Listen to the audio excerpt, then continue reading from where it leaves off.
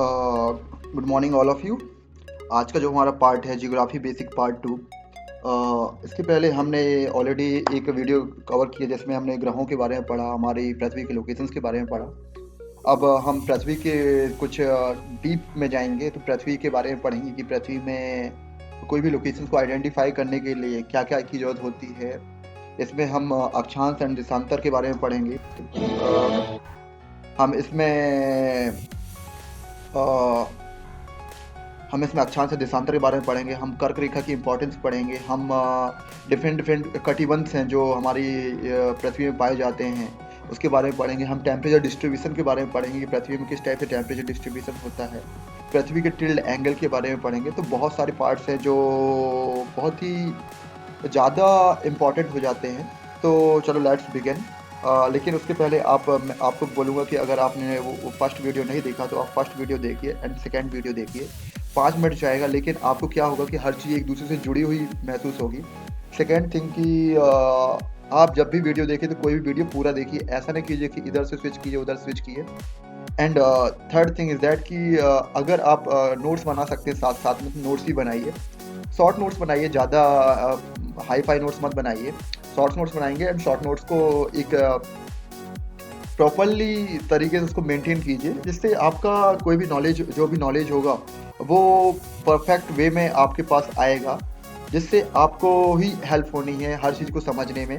तो चलो स्टार्ट करते हैं। सबसे फर्स्ट में हम देखेंगे कि हम ग्लोब जब देखते हैं तो ग्लोब में क्या होता है, अक्षांश और देशांतर। लेकिन इनकी इंपॉर्टेंस क्या होती है, ये क्या होती है एक्चुअली। तो लेकिन अक्षांश और देशांतर को समझने के पहले हम उसके विषुवत वृत्त के बारे में पढ़ेंगे कि विषुवत वृत्त क्या है एक्चुअली। ग्लोब को या हमारी पृथ्वी को जो दो भागों में डिवाइड करता है, लाइक दैट मीन्स दो भागों में डिवाइड करता है, उसको विषुवत वृत्त बोलते हैं। यह एक काल्पनिक रेखा है जो ग्लोब को दो भागों में बराबर भागों में बांटती है। इसकी जो समानांतर रेखाएं कहलाती हैं उनको हम बोलते हैं अक्षांश। अब ग्लोब है वो डिवाइडेड हुआ क्या है, दो भागों में। तो इसमें जो उत्तर की तरफ एंड दक्षिण की तरफ, उत्तर की तरफ जो अक्षांश समांतर रेखाएं हैं उनको बोलते हैं उत्तरी अक्षांश रेखाएं, तथा दक्षिणी की तरफ जो समानांतर रेखाएं उनको दक्षिणी समानांतर रेखाएं बोलते हैं, या दक्षिणी अक्षांश बोलते हैं, और इनकी उत्तर को उत्तरी अक्षांश बोलते हैं। इनको जो डिवाइड किया गया है वो एंगल में डिवाइड किया है, like 20 degree, 40 degree, 60 degree, 80 degree and 90 degree. 20 degree and विषुवत वृत्त जो है वो 0 डिग्री पर डिपेंडेंट है। यहाँ पर इस टाइप से इसका एंगल जाता है एंड यहाँ पर इस टाइप से एंगल बढ़ता है। जैसे जैसे हम उत्तरी ध्रुव की तरफ जाते हैं तो हमारा टेम्परेचर कम होता है। अब ये क्यों होता है, इसके पीछे एक अलग रीजन है, उसको हम आगे पढ़ेंगे। और जैसे जैसे इधर भी जाते हैं तो हमारा टेम्परेचर कम होता है। ये उत्तरी ध्रुव की लोकेशंस 90 डिग्री होती है और दक्षिणी ध्रुव की लोकेशंस 90 डिग्री होती है। विषुवत वृत्त दो भागों में डिवाइड करता है। इसमें 3 पॉइंट ही आए। विषुवत वृत्त की लोकेशन 0 डिग्री है, फर्स्ट इससे क्वेश्चन पूछा जाएगा। उत्तरी तरफ जो एरिया है, जो भी समानांतर रेखाएं उनको उत्तरी अक्षांश रेखाएं, दक्षिणी तरफ जो समानांतर रेखाएं उनको दक्षिणी समानांतर रेखाएं कहते हैं। उत्तरी ध्रुव का जो लोकेशन है 360 अंश का 1/4 मीन्स 90 डिग्री होता है, और 90 डिग्री दक्षिणी ध्रुव का होता है। इस प्रकार विषुवत वृत्त वही जो बताया, उत्तरी अक्षांश रेखाएं और दक्षिणी अक्षांश रेखाएं। नाउ हम और अभी हमने क्या क्या पढ़ लिया, उत्तरी ध्रुव के बारे में पढ़ लिया, दक्षिणी ध्रुव के बारे में पढ़ लिया और विषुवत वृत्त के बारे में पढ़ लिया। लेकिन हमें अब कटिबंधीय एरिया के बारे में पढ़ेंगे कि किस टाइप से एरिया डिस्ट्रीब्यूशन हुआ है, या हमारा जो कर्क रेखा है, मकर रेखा कहाँ पर पाई जाती है, उसके लिए। तो सबसे फर्स्ट में विषुवत वृत्त की जो लोकेशन है वो उत्तरी 0 डिग्री है, उत्तर ध्रुव की लोकेशन 90 डिग्री है, दक्षिणी ध्रुव की लोकेशन 90 डिग्री है। के अतिरिक्त 4 महत्वपूर्ण अक्षांश समांतर रेखाएं हैं। उत्तरी गोलार्ध में क्या होता है, अगर हम उत्तर है ये, तो उत्तरी गोलार्ध ये हुआ। उत्तरी गोलार्ध में कर्क रेखा 23.5 डिग्री में पाई जाती है। दक्षिणी गोलार्ध में मकर रेखा, ये दक्षिणी गोलार्ध है पूरा है, तो दक्षिणी गोलार्ध में मकर रेखा जो है वो 23.5 डिग्री में पाई जाती है। विषुवत वृत्त के 66 डिग्री उत्तर पर जो ये है वो उत्तर ध्रुव वृत्त है। उत्तर ध्रुव वृत्त उत्तरी शीतोष्ण कटिबंध को एंड उत्तरी शीत कटिबंध को डिवाइड करता है। विषुवत रेखा के 66.5 डिग्री पर दक्षिणी ध्रुव व्रत है, जो दक्षिणी शीतोष्ण कटिबंध और दक्षिणी शीत कटिबंध को डिवाइड करता है। पृथ्वी के ताप कटिबंध, अब ताप कटिबंध कैसे डिवाइड किया जाता है? हम जानते हैं कि पृथ्वी एक 66.5 डिग्री से टिल्ड है, और यह देखा जाए तो 23.5 डिग्री से 90 डिग्री से ये इस टाइप से टिल्ड है। तो इसके कारण क्या होता है कि जो टेम्परेचर डिस्ट्रीब्यूशन होता है वो ध्रुवों में कम होता है एंड मिड वाली लोकेशन में ज़्यादा होता है। तो उसके बारे में हम सबसे फर्स्ट में पढ़ेंगे। हमने देखा कि कर्क रेखा एवं मकर रेखा के बीच जो ये है, ये लोकेशन से दोपहर में एक बार जो सूरज है जस्ट इसके ऊपर होता है। एक टाइम पे दोपहर में एक बार सूरज इसके जस्ट ऊपर होता है, जिसके कारण इधर पर टेम्परेचर सबसे ज़्यादा होता है और ये वाला एरिया सबसे ज़्यादा ऊष्मा प्राप्त करता है। इसके कारण इसको उष्ण कटिबंधीय एरिया कहा जाता है।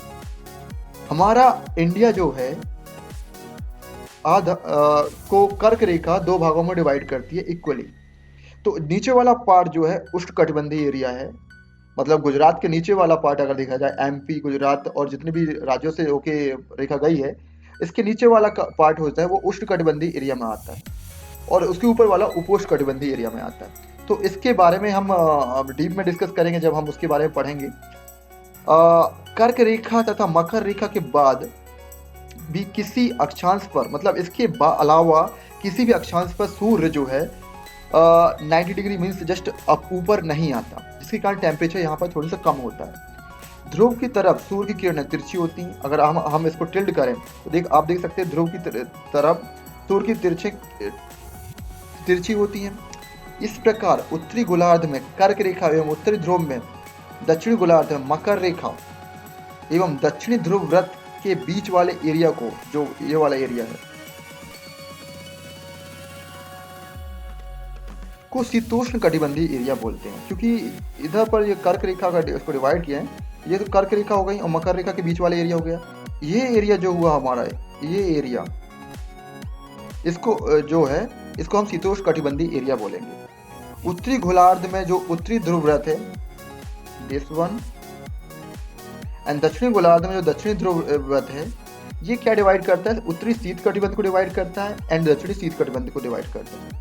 क्योंकि यहाँ पर 36 से ज़्यादा ऊपर नहीं आती, इसलिए इनको शीत कटिबंध, मतलब क्या है, यहाँ पर क्या होता है, सूर्य 36 से ज़्यादा ऊपर नहीं आता, तो इसके कारण इसको शीत कटिबंधीय एरिया कहते हैं।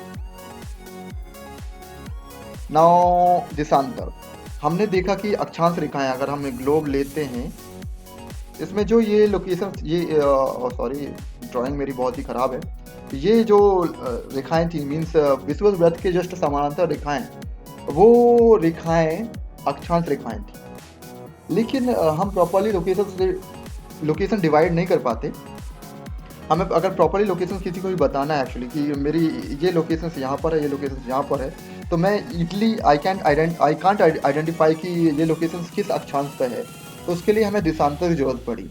किसी स्थान की स्थिति को बताने के लिए उस स्थान के अतिरिक्त कुछ और जानकारी की आवश्यकता होती है। मीन्स मेरे को इसकी एग्जैक्ट लोकेशन बताना है तो मुझे कुछ और ज़्यादा चीज़ों की जरूरत पड़ेगी। तो अगर हम देखें कि प्रशांत महासागर में जो टोंगा द्वीप है एवं हिंद महासागर में मॉरिशस द्वीप है, तो वो क्या है, एक ही अक्षांश, जो 20 डिग्री अक्षांश पे ही है।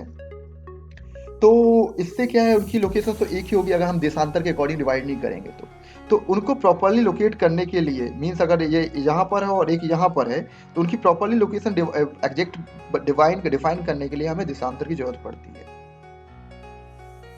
तो देशांतर रेखाएं बेसिकली इस टाइप से होती हैं।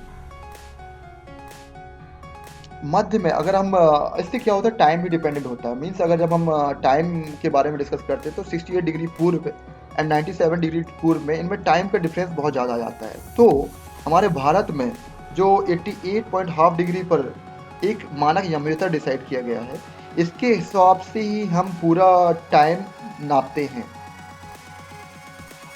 पृथ्वी अपने अक्ष पर घूमना, अब हम पृथ्वी की कुछ टर्मिनोलॉजीज को पढ़ेंगे। पृथ्वी जब अपने अक्ष पर घूमती है उसको घूर्णन कहते हैं।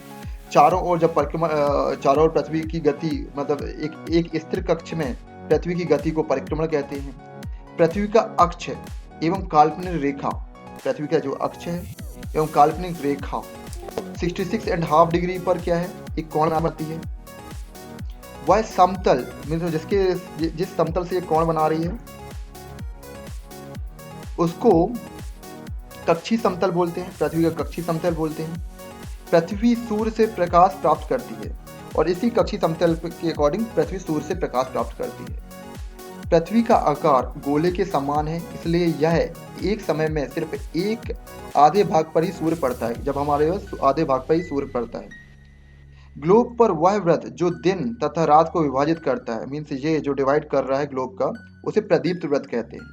यह वृत्त अक्ष के साथ नहीं मिलता, मीन्स ये अक्ष है उसके साथ नहीं मिलता।